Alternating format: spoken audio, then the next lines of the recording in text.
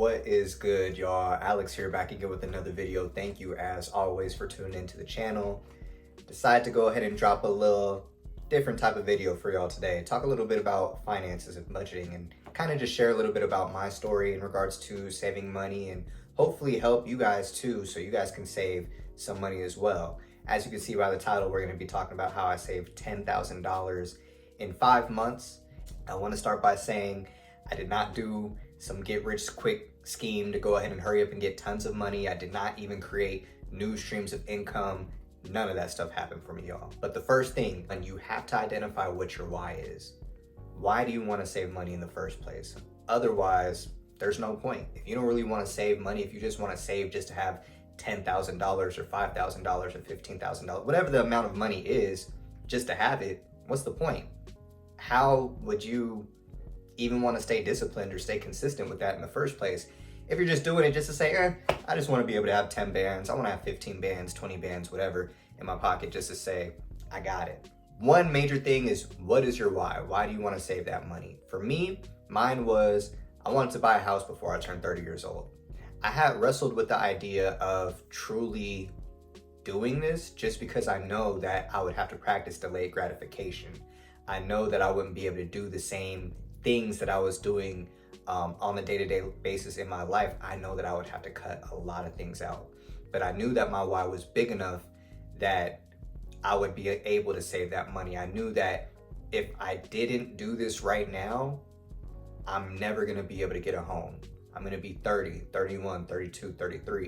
And if I'm still living paycheck to paycheck, or just living frivolously, or just spending my money on whatever it is that I want to, I'm never gonna get the goals or the things that I want, the investments that I want. It's never gonna come to me. When I found out it was time for me to renew my apartment, I have been wrestling with my ego, like, okay, what do you wanna do, Alex? Do you wanna go ahead and spend another year in this apartment where you can have the freedom to do whatever you want, you know, hang out with your friends, go into the city, have people come over, go on dates, whatever the case may be? Do you wanna have that lifestyle and turn 30 and you're still in the same position that you were last year? Or do you want to create something better for yourself? So that was kind of my mindset. So I had to wrestle with my ego, but the first thing I had to understand was I need to move back home.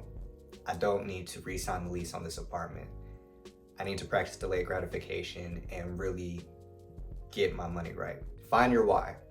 Step 2, cut your expenses. Like I said, kind of ties into a little bit about what I said with step 1. I had to move back home. So that same money that I was paying for rent each month, automatically I already knew, okay, that's gonna go into the savings immediately. I'm not switching nothing up. The same money that's going into my rent bill is just going into my savings account right off the rip, right off the bat. Another expense that I was able to lower, my car. I was able to go ahead and pay off my car early. I did that like the first month I moved in to my parents' house. I said, you know what? Only owe a couple $1,000s left on this car. Let me go ahead and pay this off real quick. So that money that I was saving immediately, I thought to my head, okay, let me go ahead and actually just pay this off, get my expenses down even a little bit more. Yeah, it's gonna hurt seeing that money dip since I had just saved up for it, but in the long run, I don't have to worry about paying $300 a month for this car anymore. So that's an extra $300 that I'm gonna be able to save right there. Another thing that I did, cut out any extra subscriptions that I had. If it wasn't a subscription that I needed, I cut it out. And I suggest you guys do the same thing. If you're paying for Amazon Prime, you're paying for streaming like Netflix, Hulu, whatever the case may be, take a look at what you can stop spending money on subscription wise, and go ahead and just save that same money right there. Boom, got some more money in the account right there. You have to live below your means. You have to stop doing everything that you were doing. Like I said earlier, you can't keep going to the bar. You can't keep going out on dates. You can't keep going to the club. You can't go on trips out the country or to another part of the country, whatever the case may be, whatever you're doing before, you can't do that no more.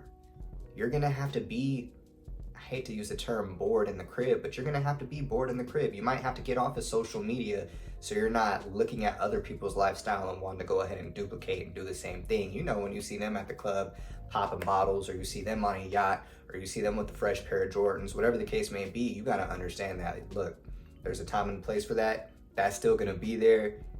Next year, when I have my goal, let me just go ahead and fall back and just get off the grid for a little bit. So that helped me too, is kind of getting off social media. Last thing that I did, this is tip number 3, and this is the most important thing, is create a plan.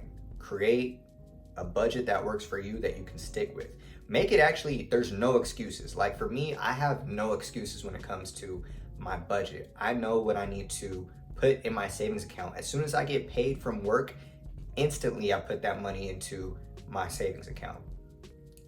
Depending on what your finances look like, you can put 50% of your paycheck away. Not everybody can do that. I was able to just work as smart as possible and really calculate what it is that I need and I don't need. And I was able to get to a point where I can just throw literally half of my paycheck goes into my savings account. And I don't care if that only leaves me $200, $150, whatever the case may be, to last me for the next 2 weeks until I get paid again. I'm not taking money out of this account. And that sucks. There's been plenty of weeks that I've only had like $50, $60 and I gotta make it last for like 6, 7 days, whatever the case may be. But that kind of lets me know, okay, I need to cut down a little bit on whatever else it is that I'm doing.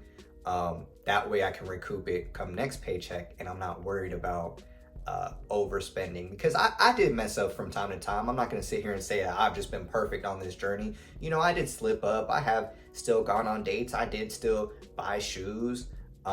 Shoot, I even went to Texas. I made a whole vlog about that, and I'm just thinking like, dang, if I didn't do that, I would have had even more money in my bank account. But you know, you gotta have experiences, and I was thinking about moving to Texas, so that's kind of besides the point. That was more of an investment.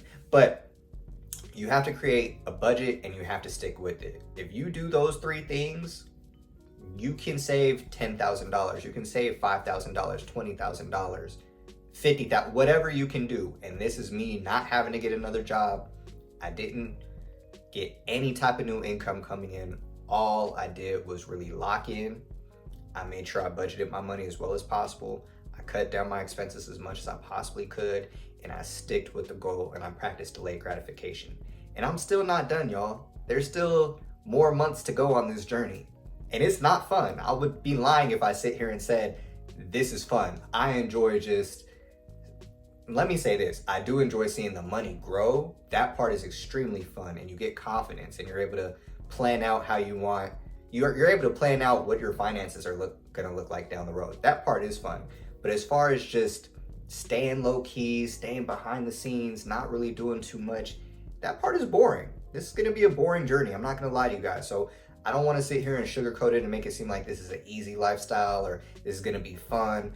But if you can lock in, if you can sacrifice 5, 6, 7 months, if you can sacrifice 10 months, a year to really just lock in and get your finances in order, when you come out of that a year from now, 6 months from now, whatever the case may be, and everybody sees how you living, keep in mind, you disappeared. Nobody knew what was going on, what you was doing behind closed doors. You were just keeping everything a secret. And then you just pop out, boom, you got your crib, or boom, you got your car that you wanted, or boom, you was able to move into your dream apartment. You moved across the country. Whatever the case may be, when people see how far you came, they gonna say, dang, I want to do that too.